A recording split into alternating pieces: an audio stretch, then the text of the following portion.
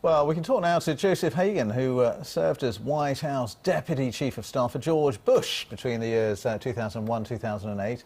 Now, as part of his role, he was responsible for managing the president's security, including Air Force One. He's now principal at the Command Consulting Group in Washington and joins us from our studio there now. Thanks very much for being with us.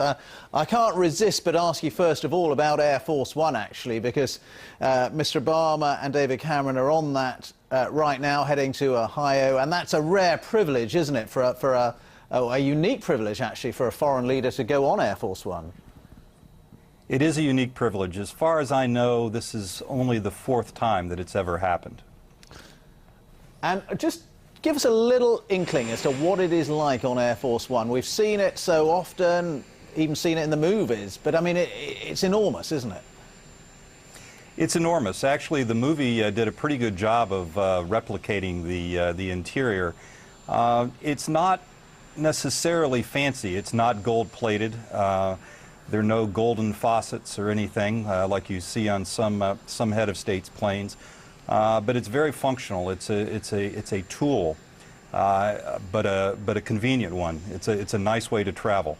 Is it a bit like a sort of flying Oval Office in a way? It is. On your coverage earlier, when you saw the President and the Prime Minister walk through that sliding door, they were walking into the President's private study. And forward from that, in the nose of the plane, is a bedroom.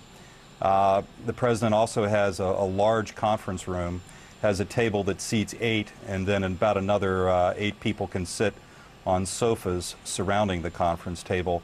So it's a great way to do business and quite effective as an office.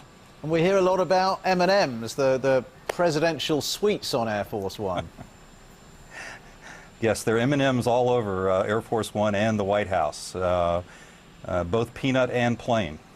Okay, that's enough trivia. Let's just see what you think of the importance of this visit. I mean, I know we here on this side of the Atlantic probably make a lot more of our Prime Minister going to the States than you in America, but, you know, what's your perception of the special relationship? Is it important?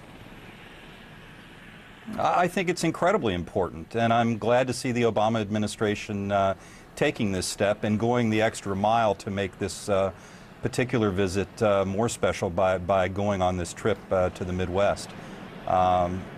It's a good signal, and it's an important signal to both sides of the Atlantic, I believe.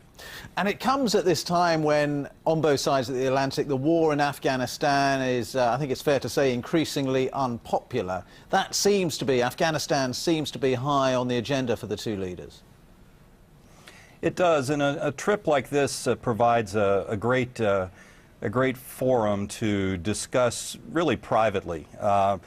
You know, these meetings, these bilateral visits, they tend to be so structured that having private time, casual time on board the aircraft, my guess is they'll have some quality time together and the ability to talk in a less structured, more personal way. So I view this as a very good thing. And there's always, you know, big handshakes, big smiles between British Prime Ministers and American presidents. But do you think the kind of chemistry between them does vary? So, I mean, is perhaps the chemistry between Mr. Cameron and Mr. Obama especially good, or is it always pretty much the same? Well, I'm not in a position today to really understand or know this particular chemistry, but it is important. I think in my days in the White House, the chemistry between Prime Minister Blair and President Bush was obviously very good.